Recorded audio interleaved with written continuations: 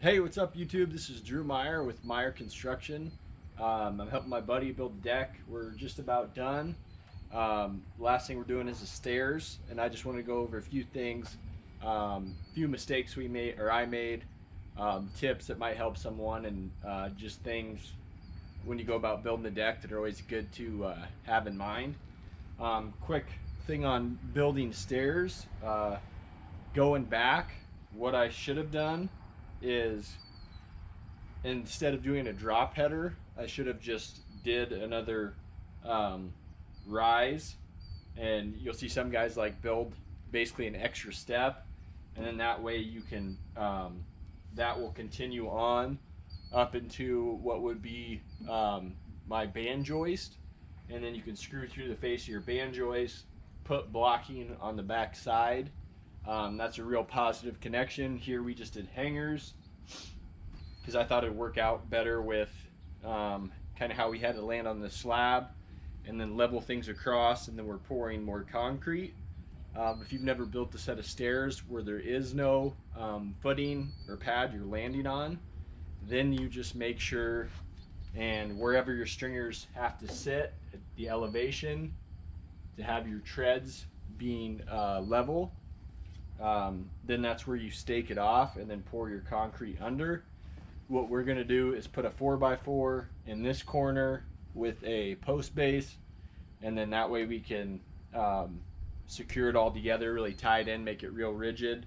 Here will be the same with our handrail coming down. One detail I always think looks nice is doing a picture frame and then routing all your ends, your cut ends, to hide your ends. That's just a nice detail. And then anytime we notched a board, everything got 1/8 inch round over. And here in the past I've done a lot of miters, but with this green treat as wet as it is, I'm really worried about it opening up, so we just butt it here. But you can still see that is a very appealing look also, which I should have got video of this earlier. I didn't have my camera. So with the picture frame detail, the way we anchored our post is these posts are secured right to our exterior band joist right here. What I should have done, if I was thinking for my blocking and for the purpose of securing these posts, I should have ran another joist with the inside edge at 3 3/8.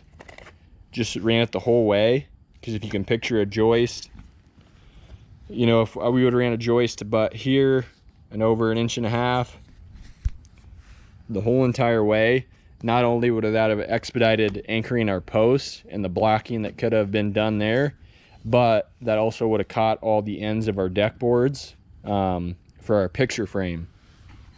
Because what we had to do is install blocking after the fact, because our next joist is right in here. So that just ended up being a ton of more work. So it'd be way more efficient if you are gonna secure your post to your exterior joist, that just to run it, just figure on, bringing in another joist, whatever the thickness of your post is, to the inside edge, which are just 3 3/8. Also what we're doing is to wrap our fascias just a 1x8. So how we laid out the spindles here is just a simple way, and I think it looks nice if all your runs are kind of uniform. Is when we come to a railing section, you find the center, mark your center, your dead center of your rail section, and then set a picket or a spindle. And the way you do that is figure out what the half the thickness of your spindle is, and it was 5/8. So you mark your center line, mark 5/8 each way to find the full thickness. That sets your edge. And we just pulled over from that edge 3.5 to just make sure we stayed under 4 inches. And then we set our lines, and then whenever you get to a post, what distance you have is what it is. And we ended up with 3.25, which you could take the time to lay them all out get your measurements and get them all equal, but it's just a lot faster to do it that way, at least in my experience. And I think it still looks fine. Because like you can see on other decks, the neighbors' decks, where they just would pull like a whole run the whole way and then divide it out, where you have a spindle that will be in close to a post to carry on your layout, which how we recessed the top rail with our reveals, that just wouldn't look very good if, you know, you had like a 3 3/8 spacing and then you had a spindle land, you know, like this close, and then the other one was here, because obviously your post also acts for obstruction of the 4-inch sphere. But yeah, right now what I'm doing is just putting on the fascia. I got a notch around my stringers.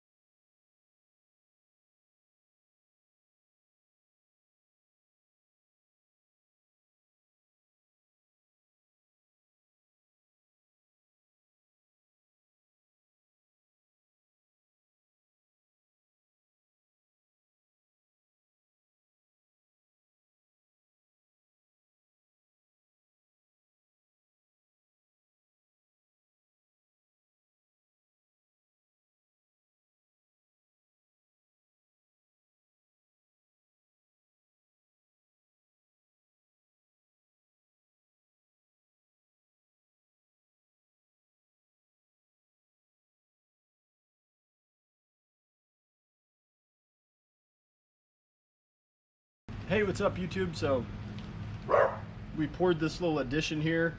You can see we used edge liners or edge forms, sprayed those down with WD-40. The main thing here, we kind of put a radius in it. He had poured this stamped concrete previously, so we're trying to kind of match it. But the main thing is, if you're doing deck stairs and you don't have a footing, to make sure and get your stringers where they need to be, and get them leveled up, and then stake it off, and then pour your slab or your footing. Don't pour your footing first and then get your stairs to try to kind of work out. It's a lot easier to set your stringers and match accordingly. And right now I'm just putting a little bit of concrete under each stringer to make sure we have full bearing.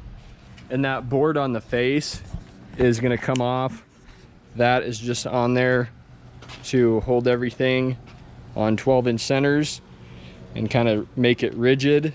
So when you're setting your stringers, you know, obviously the big thing is you want them level. But yeah, then I'm just getting in there individually in each stringer, making sure I got full bearing. Go my way. You throw it low. Over here.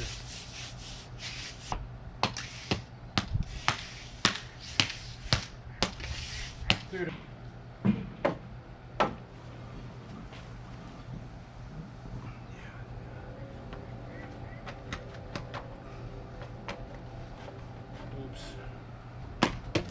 You're supposed to try to make contact all at once, right?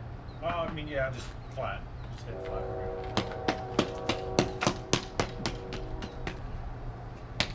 Fuck, actually, I'll lay that fucker back here, too. All we're really gonna do is just use